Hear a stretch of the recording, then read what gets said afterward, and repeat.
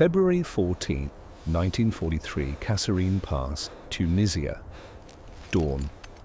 The wind carries fine Saharan sand through the narrow mountain corridor, stinging the faces of American soldiers crouched behind hastily dug foxholes. The air tastes of dust and diesel. In the pre-dawn darkness, the rumble begins, distant at first, then growing, a mechanical thunder that seems to shake the very stones of the dorsal mountains. Through the morning haze they come, German Panzer IVs and Tiger tanks, their steel hulls painted in desert camouflage, advancing with the precision of a well-rehearsed orchestra. The Americans, many of them boys who had never seen combat 3 months prior, gripped their rifles with white knuckles. Some pray, others simply stare. They do not yet know they are about to experience the most humiliating defeat in American military history on the North African continent. What they cannot possibly imagine is that this moment of absolute failure will forge them into something their enemy never anticipated.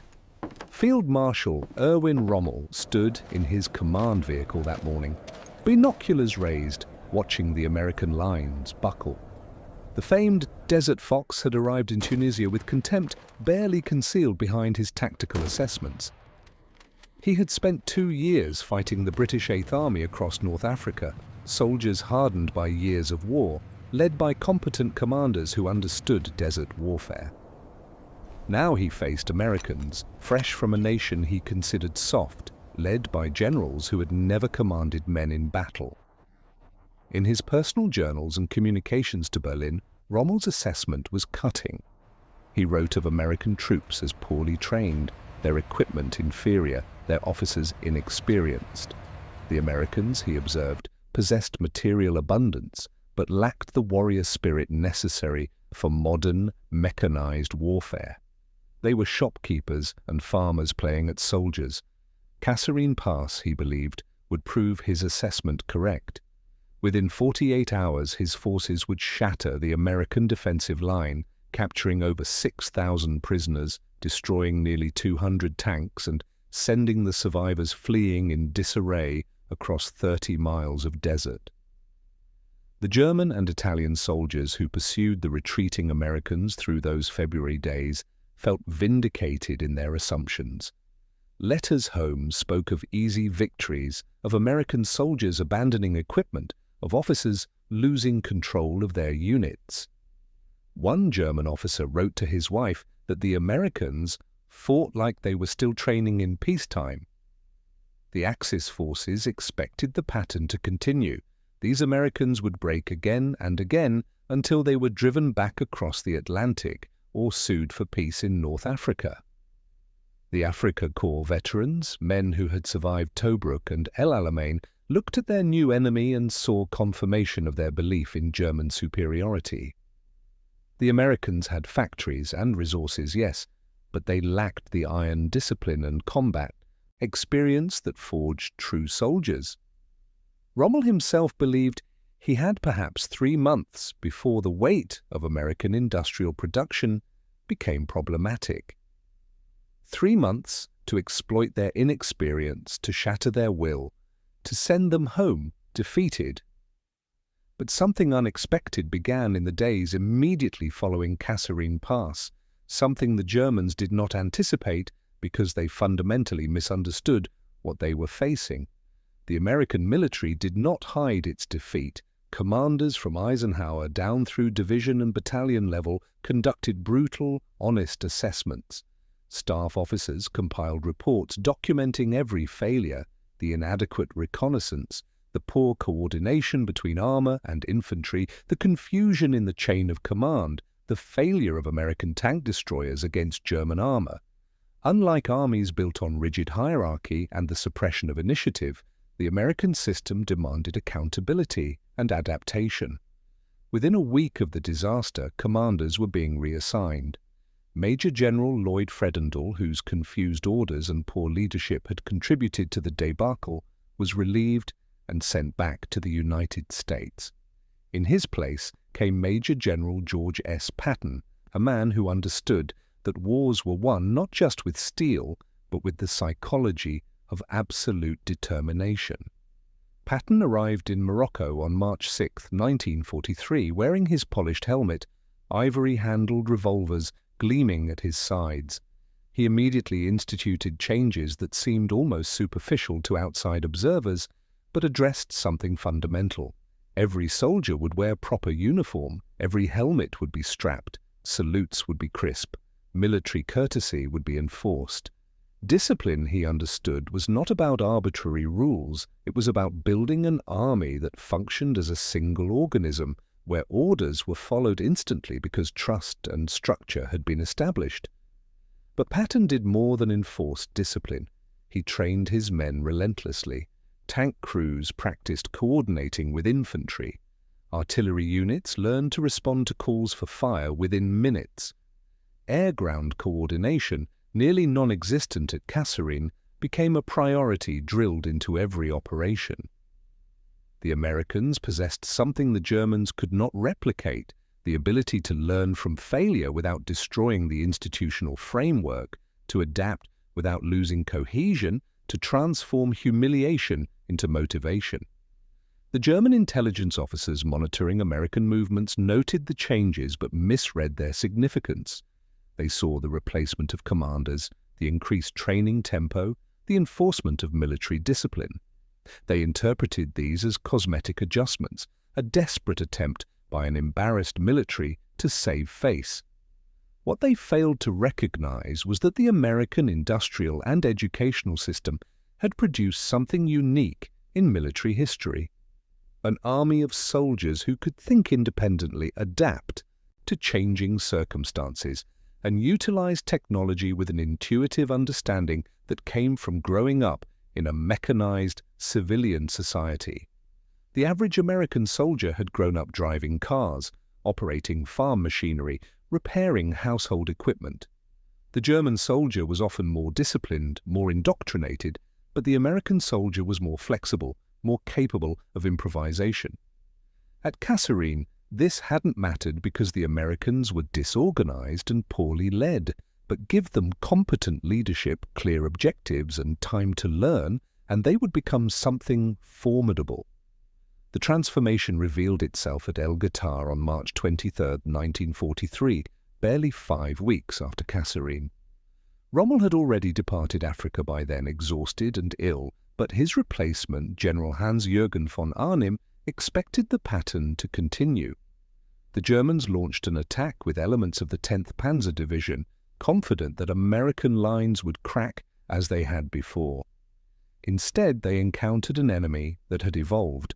American artillery, coordinated with devastating precision, tore into the German advance. Tank Destroyer Battalions, properly positioned and supported by infantry, knocked out German tanks at ranges the Germans hadn't expected the Americans to effectively utilize.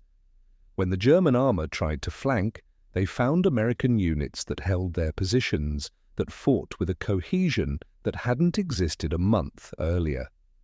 The attack stalled, then broke.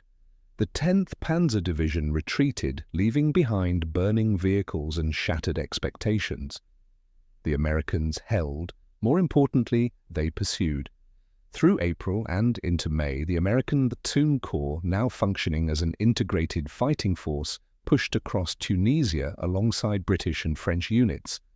At Hill 609, American infantry assaulted German positions with a ferocity that stunned defenders.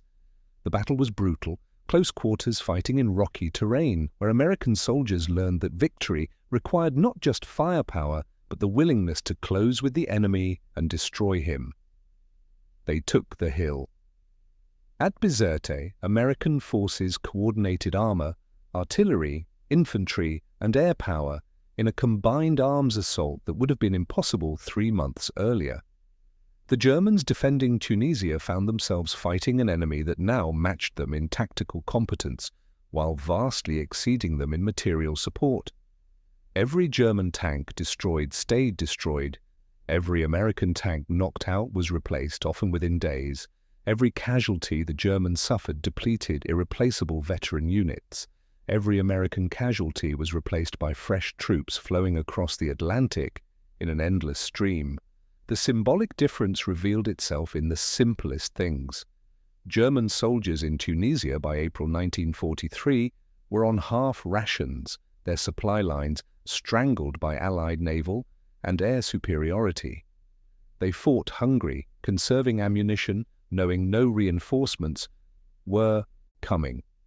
American soldiers, by contrast, ate hot meals even in forward positions.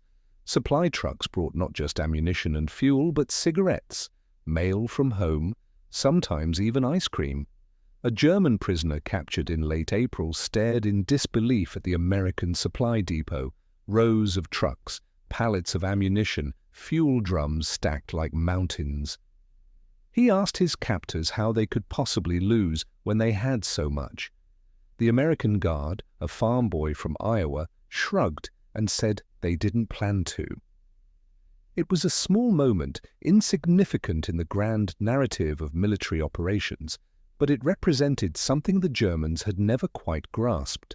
American abundance was not a weakness, but a weapon, the physical manifestation of an economic system that could outproduce any enemy while maintaining domestic prosperity.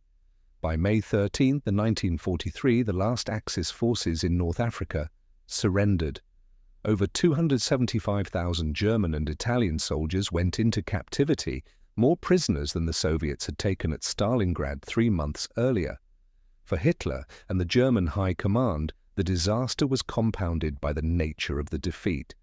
They had expected to hold Tunisia, to make the Allies pay for every mile with blood and time. Instead, the Axis forces had been encircled, cut off, and systematically destroyed. The Americans, written off as inferior soldiers after Kasserine Pass, had been instrumental in that destruction. German intelligence officers reviewing the campaign struggled to explain what had happened. How had an army that broke in February become an army that won decisively in May? The answer lay in something the German military system, for all its tactical brilliance, could not replicate: the capacity for institutional learning, the willingness to admit failure and restructure, the combination of industrial might and adaptable doctrine. Rommel himself, recovering in Germany, read the reports from Tunisia with something approaching disbelief. He had been right that the Americans were inexperienced at Kasserine. He had been catastrophically wrong in assuming that inexperience was permanent. In his later writings and conversations, Rommel acknowledged what he had missed. The Americans learned faster than any army he had ever faced. They brought engineering precision to warfare, treating each battle as a problem to be analyzed and solved. Where the German army relied on the brilliance of individual commanders and the discipline of veteran troops, the American army created systems that functioned regardless of individual genius. They built an army that could replace losses, adapt tactics, and maintain offensive pressure indefinitely. The Desert Fox, who had humiliated British generals and earned grudging respect from his enemies, had underestimated the Americans based on a single battle. That miscalculation, multiplied across every theater of the war, would contribute to Germany's destruction. The soldiers who survived Kasserine Pass and went on to fight through Tunisia carried that transformation with them. They landed in Sicily in July 1943, veterans now, their equipment upgraded, their tactics refined. They hit the beaches at Salerno and Anzio, fought through the mountains of Italy where every ridge was defended and every valley was a killing ground. They learned urban warfare at Cassino, tank warfare in the hedgerows of Normandy, winter warfare in the Ardennes. Each battle added to their institutional knowledge, each campaign refined their doctrine. The German soldiers who fought them in 1944 and 1945 faced an enemy unrecognizable from the one that had fled at Kasserine.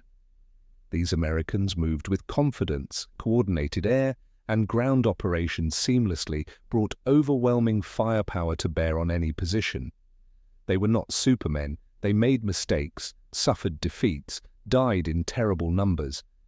But they represented something the Axis powers could never match, an industrial democracy that turned its productive capacity toward war while maintaining the flexibility and innovation that rigid autocracies suppressed. The wind still blows through Kasserine Pass today, carrying the same Saharan sand across stones that witnessed both American defeat and the beginning of American vindication. The pass is quiet now, marked by memorials and the rusted debris of war slowly being reclaimed by the desert.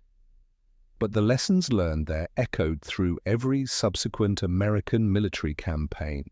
The willingness to honestly assess failure, to replace commanders who fail, to adapt doctrine based on battlefield results, to trust in institutional systems rather than individual genius, these became hallmarks of American military culture. Rommel proved right about one thing: the Americans who arrived in North Africa in 1942 were unprepared for modern warfare. But he was wrong about what that meant. He saw weakness where there was instead a formidable capacity for growth, for learning, for transformation. The Americans did not need to be perfect from the beginning. They needed only to be willing to learn from their mistakes faster than their enemies could exploit them. In that capacity lay a strength more enduring than tactical brilliance or battlefield heroism, the strength of a system built on honesty, adaptability, and the assumption that failure was not final, but instructional. The tanks that burned at Kasserine were replaced. The soldiers who fled were retrained and returned to battle. The commanders who failed were relieved and replaced by better men.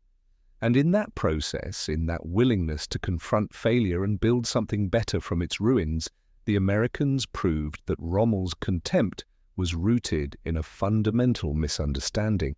They were not soft, they were not defeated, they were learning. And in the crucible of North African warfare, they forged themselves into the army that would storm across Europe and bring the Third Reich to its knees. The Desert Fox had been wrong, and that mistake, like so many others made by Axis commanders who underestimated American resolve and adaptability, would cost them everything.